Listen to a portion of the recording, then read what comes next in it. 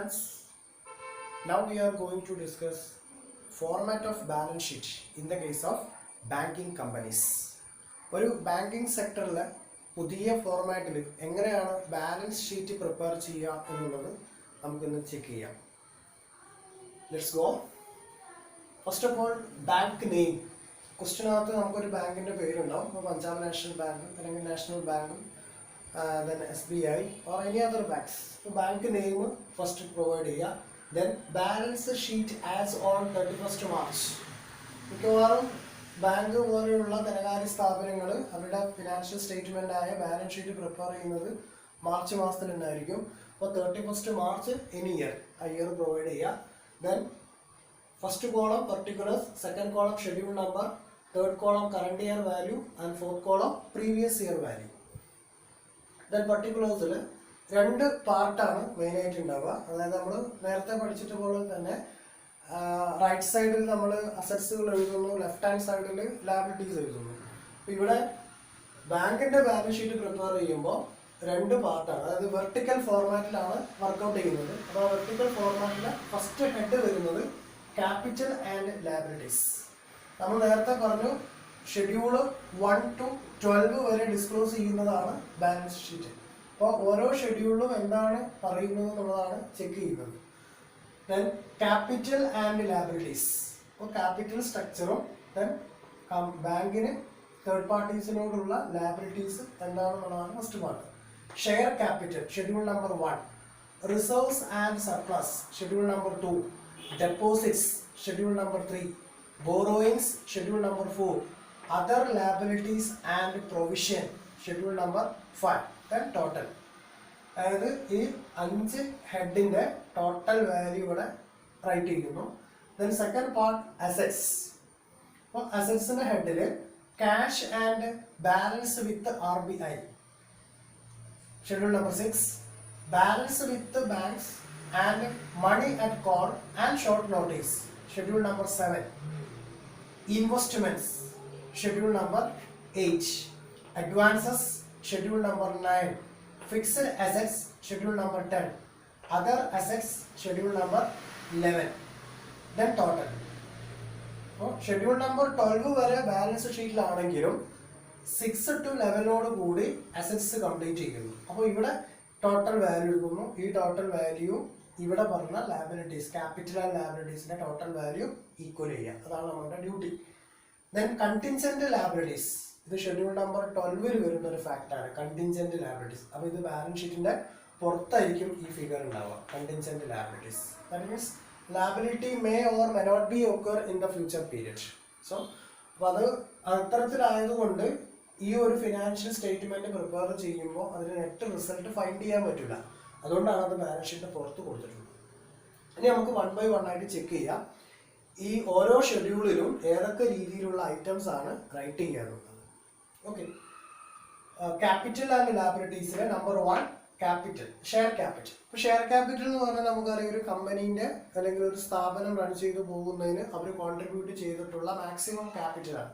അപ്പോൾ ക്യാപിറ്റൽ സ്ട്രക്ചറൊക്കെ നമ്മൾ പഠിച്ചു കഴിഞ്ഞതാണ്. അപ്പോൾ പെയ്ഡ് അപ്പ് ക്യാപിറ്റൽ കൊണ്ടായിരിക്കും കമ്പനി റൺ ചെയ്ത് പോവുക. അപ്പോൾ അതിന് ഓതറൈസ്ഡ് ക്യാപിറ്റൽ ഉണ്ടാവാം, ദെൻ സബ്സ്ക്രൈബ്ഡ് ക്യാപിറ്റൽ ഉണ്ടാവാം, കോൾഡ് അപ്പ് ക്യാപിറ്റൽ ഉണ്ടാവാം, പെയ്ഡ് അപ്പ് ക്യാപിറ്റൽ ഉണ്ടാവാം. അപ്പോൾ പെയ്ഡ് അപ്പ് ക്യാപിറ്റൽ സ്ട്രക്ചർ എത്രയാണോ തന്നിട്ടുള്ളത് അത് നേരെ സെപ്പറേറ്റ് ഷെഡ്യൂൾ പ്രിപ്പയർ ചെയ്യുക, അതിൽ നിന്ന് കാണിച്ചു കൊടുക്കുക. ഓക്കെ. അപ്പോൾ ആ ഷെഡ്യൂൾ നമ്പർ 1 വർക്കൗട്ട് ചെയ്തിട്ട് അതിൻ്റെ ക്യാപിറ്റൽ സ്ട്രക്ചർ തരംതിരിച്ചെടുക്കുക. അതിൻ്റെ പെയ്ഡ് അപ്പ് ക്യാപിറ്റൽ എമൗണ്ട് എത്രയാണോ അതിവിടെ ഈ ഷെഡ്യൂൾ നമ്പർ പ്രിപ്പയർ ചെയ്തുകൊണ്ട് അല്ലെങ്കിൽ ഈ ഫോർമാറ്റിലെ 1ാമത്തെ ഷെഡ്യൂളായിട്ട് എഴുതുന്നു. ഇതിനൊക്കെ നമ്മൾ ചെയ്യേണ്ടത് വെച്ചാൽ ഇതിൻ്റെ പുറത്ത് വെച്ചിട്ട് ഇത് ഫസ്റ്റ് റൈറ്റ് ചെയ്യണം. ഈ ഫോർമാറ്റ് ഇങ്ങനെ തന്നെ റൈറ്റ് ചെയ്യണം, ഇതിന് മാറ്റം വരുത്താൻ പറ്റില്ല. ദെൻ ഓരോ ഷെഡ്യൂളിലും മോർ ദാൻ 1 ഐറ്റം ഉണ്ടാവുകയാണെങ്കിൽ പുറത്ത് വെച്ചിട്ട് ഒരു ഷെഡ്യൂൾ ഓപ്പൺ ചെയ്യണം. അപ്പോൾ ഷെഡ്യൂൾ 1 തന്നെ ഇതിനെ പ്രിപ്പയർ ചെയ്യുക. Schedule number 1. അപ്പോൾ ഇവിടെ ഹെഡിങ് കൊടുക്കുക ഷെയർ ക്യാപിറ്റൽ.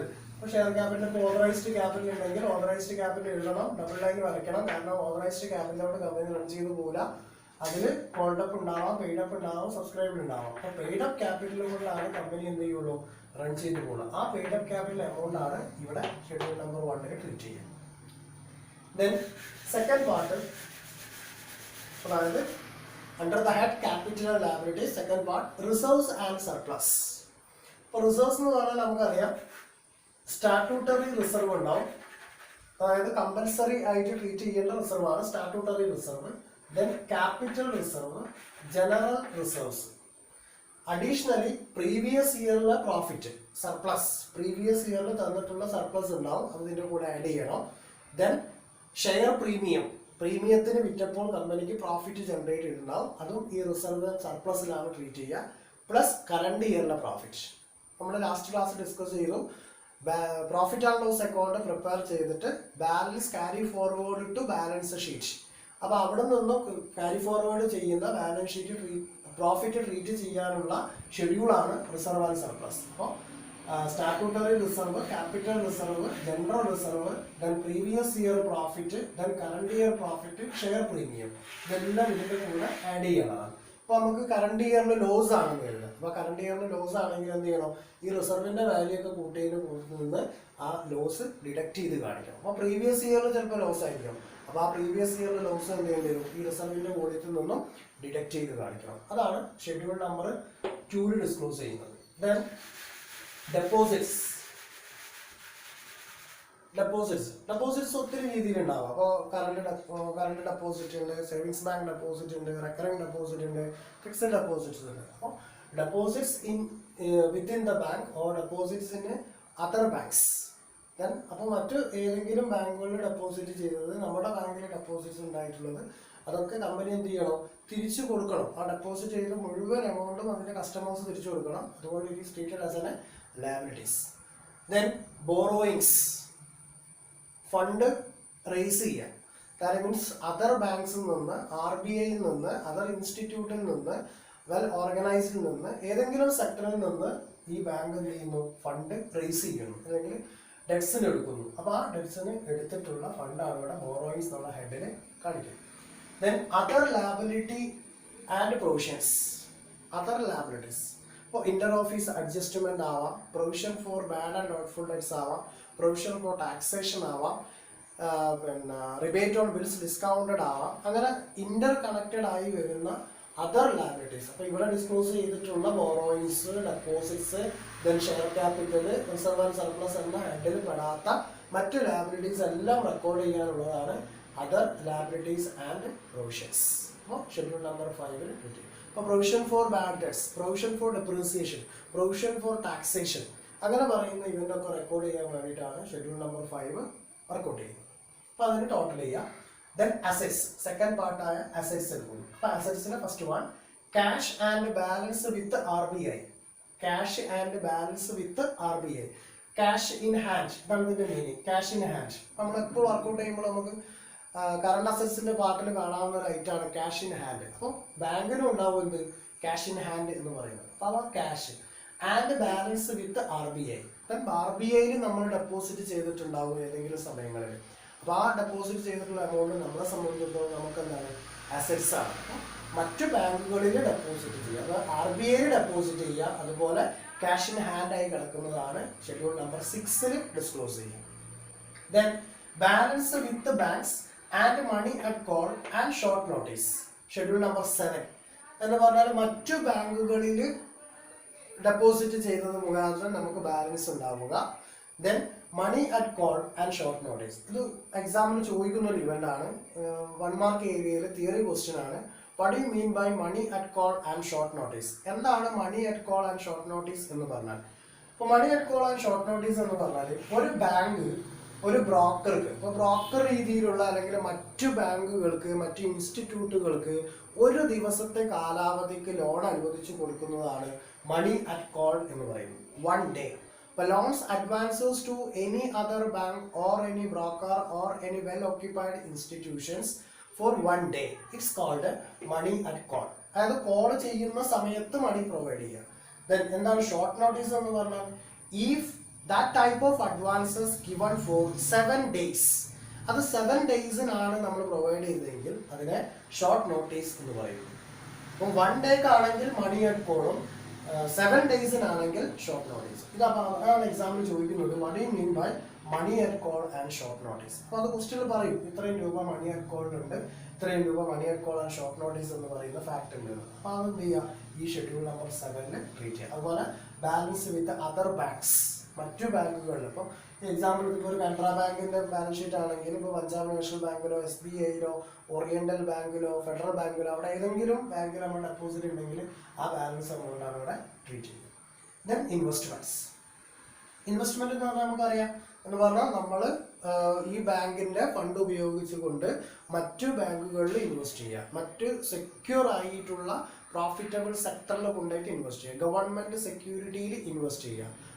അതുപോലെ ഏതെങ്കിലും പ്രോഫിറ്റബിൾ ആണ്, ഇപ്പോൾ ഷെയറിലാവാം, ഡിബഞ്ചറിലാവാം, ബോണ്ടിലാവാം, അങ്ങനെ ഏതെങ്കിലും സെക്യൂർ ആയിട്ടുള്ള ഒരു സെക്യൂരിറ്റീൻ്റെ മേലെ ഇൻവെസ്റ്റ്മെന്റ് നടത്തുന്നതിനാണ് ഇൻവെസ്റ്റ്മെന്റ് എന്നുള്ള ഹെഡിൽ ഇവിടെ 8th ഷെഡ്യൂളിൽ ഡിസ്ക്ലോസ് ചെയ്യുന്നത്. That means investment in government security, investment in shares, investment in debenture, then investment in bond, then anyway, then advances.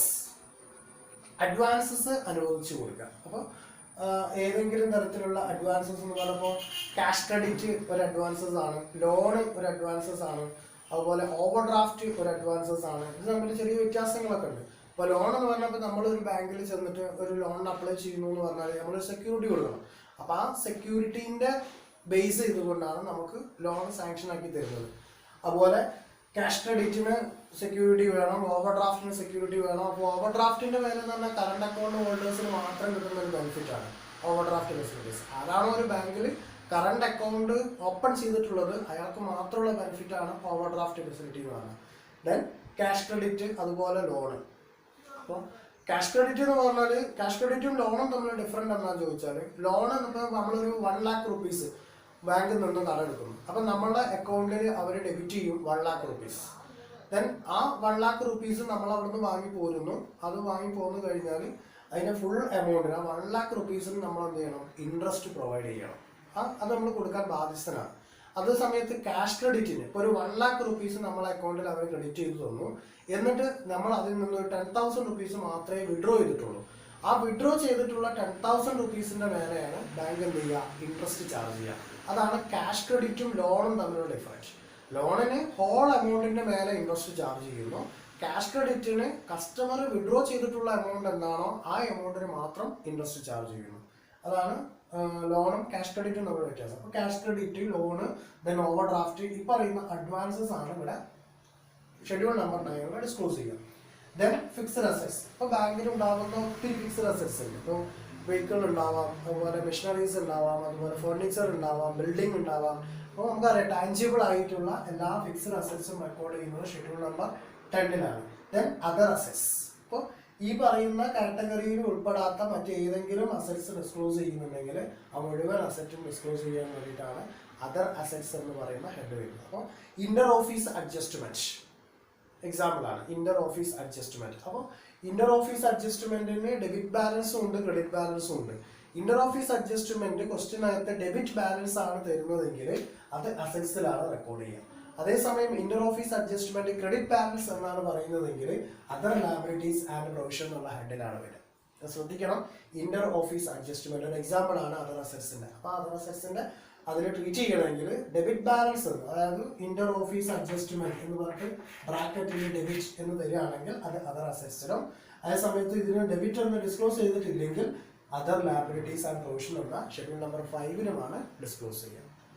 Then contingent liabilities. അപ്പോൾ ഇതിനെ ടോട്ടൽ ചെയ്ത് കഴിഞ്ഞു. ദെൻ കണ്ടിൻജന്റ് ലയബിലിറ്റീസ്, ഇത് bills for collection, bills for endorsement എന്ന് പറയുന്ന event ഒക്കെ record ചെയ്യാൻ വേണ്ടിയിട്ടാണ് കണ്ടിൻജന്റ് ലയബിലിറ്റീസ്.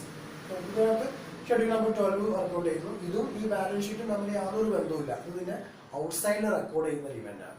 അപ്പോൾ ഇത്രയും ഫാക്റ്റാണ് ഒരു ബാങ്കിങ് സെക്ടറിലെ ബാലൻസ് ഷീറ്റ് പ്രിപ്പയർ ചെയ്യുമ്പോൾ ശ്രദ്ധിക്കേണ്ട കാര്യങ്ങൾ എന്ന് പറഞ്ഞാൽ 2 head, first one capital and liability, second head assets. Then schedule number 1 to 5 വരെ ക്യാപിറ്റൽ ആൻഡ് ലയബിലിറ്റിയും 6 to 11 വരെ അസറ്റ്സുമാണ് റെക്കോർഡ് ചെയ്യുക. അപ്പോൾ ഇവിടെ കറണ്ട് അസറ്റ്സ് വേറെ അല്ലെങ്കിൽ ഫിക്സഡ് അസറ്റ്സ് വേറെ എന്നുള്ള ഹെഡ് തരംതിരിച്ച് സെപ്പറേറ്റ് കാണിക്കുന്നൊന്നുമില്ല. ഇവിടെ ഫിക്സഡ് അസറ്റ്സ് എന്നുള്ള ഒറ്റ ഹെഡ് കൊടുക്കുന്നുണ്ട്, ബാക്കി കറണ്ട് അസറ്റ്സ് പല രീതിയിലുമാണ് റെക്കോർഡ് ചെയ്ത് പോവുക. അപ്പോൾ ആ പറയുന്ന പിക്ചറാണ് ഒരു ബാലൻസ് ഷീറ്റ് ബാങ്കിങ് സെക്ടറിനും ഉണ്ടാകും. അപ്പോൾ ഈ ഫോർമാറ്റ് മാറ്റം വരുത്താൻ പറ്റില്ല. ഈ ഫോർമാറ്റ് ഈ ഓർഡറിലൊന്നും ചേഞ്ചസ് വരുത്താൻ പറ്റില്ല. കാരണം 1 ക്യാപിറ്റൽ തന്നെയാണ്, ബോറോയിങ്സ് 4 ആണ്, then other liability and provision 5 ആണ്. ഇത് ഇന്റർചേഞ്ച് ചെയ്യാൻ പറ്റില്ല. ഈ ഫോർമാറ്റ് ഇങ്ങനെ തന്നെ. ഇതിൽ ഏതെങ്കിലും ഒരു ഐറ്റം, ഇപ്പോൾ സപ്പോസ് ഡെപ്പോസിറ്റിനെ കുറിച്ച് ബാലൻസ് ഷീറ്റിൽ നമ്മുടെ ക്വസ്റ്റ്യൻ ഒന്നും പറഞ്ഞിട്ടില്ലെങ്കിൽ ഇത് ഫോർമാറ്റ് ഇതുപോലെ തന്നെ ഡ്രോ ചെയ്യുക. Deposits, then schedule number 3. അപ്പോൾ ഈ എമൗണ്ട് കോളം ഇവിടെ എന്തായിരിക്കും? ബ്ലാങ്ക് ആയിരിക്കും. ആ എമൗണ്ട് കോളം ബ്ലാങ്ക് ആയിട്ടാണ് കാണിച്ചാൽ മതി. അല്ല ഇത് ഐറ്റം ഇല്ലാന്ന് കരുതി ഇതിനെ പിടിച്ച് തള്ളരുത്. ഷെഡ്യൂള് ആവശ്യമുള്ളത് മാത്രം പ്രിപ്പയർ ചെയ്യുക. ഇപ്പോൾ ഡെപ്പോസിറ്റ്സിനെ കുറിച്ച് ഒന്നും അറിയില്ലെങ്കിൽ ഷെഡ്യൂൾ നമ്പർ 3 പുറത്ത് നമ്മൾ വർക്കൗട്ട് ചെയ്യേണ്ട ആവശ്യമില്ല. ആവശ്യമുള്ള ഇവന്റ് മാത്രം റെക്കോർഡ്. അതുതന്നെ ഒന്നിൽ കൂടുതൽ ഇവന്റ് ഉണ്ടെങ്കിൽ മാത്രം ഷെഡ്യൂൾ ഓപ്പൺ ചെയ്താൽ മതി. ഒരു ഐറ്റം മാത്രമേ ഉള്ളൂ എങ്കിൽ അത് നേരെ കൊണ്ടുപോയിട്ട് ഇവിടെ പോസ്റ്റ് ചെയ്താൽ മതി. ഇപ്പോൾ ഷെയർ ക്യാപിറ്റലിന്റെ കേസൊക്കെ ക്യാപിറ്റൽ സ്ട്രക്ചർ ഇപ്പോൾ 10,000 ഷെയർസ് at ₹10 each എന്ന് പറഞ്ഞ് 1 lakh rupees. അപ്പോൾ ആ 1 lakh rupees കിട്ടുകയാണെങ്കിൽ അത് നേരെ ഇവിടെ പോസ്റ്റ് ചെയ്താൽ മതി. അതിന് സെപ്പറേറ്റ് ഷെഡ്യൂൾ ഒന്നും എടുക്കാറില്ല. അതേസമയം subscribed capital, authorised capital, then called up capital ഇതൊക്കെ പ്രിസ്ക്രൈബ് ചെയ്യുന്നുണ്ടെങ്കിൽ ഷെഡ്യൂൾ ഓപ്പൺ ചെയ്യണം. എന്നിട്ട് അതിൻ്റെ പെയ്ഡ് അപ്പ് ക്യാപിറ്റലിൻ്റെ വാല്യൂ മാത്രം ഇവിടെ കൊണ്ടുപോയിട്ട് പോസ്റ്റ് ചെയ്യുക. അതാണ് ചെയ്യേണ്ടത്. അപ്പോൾ ഇങ്ങനെയാണ് സിമ്പിളായിട്ട് ഒരു ബാലൻസ് ഷീറ്റ്, ബാങ്കിങ് കമ്പനീസിൻ്റെ ബാലൻസ് ഷീറ്റ് വർക്കൗട്ട് ചെയ്യുക. അപ്പോൾ ഈ ഫോർമാറ്റ് കൃത്യമായിട്ട് പഠിക്കണം. 1-2 തവണ ഒന്ന് എഴുതി തന്നെ പഠിക്കണം. എങ്കിലേ ഈ ഓർഡർ കിട്ടുള്ളൂ. ഈ ഓർഡർ തെറ്റിപ്പോകാൻ പാടില്ല.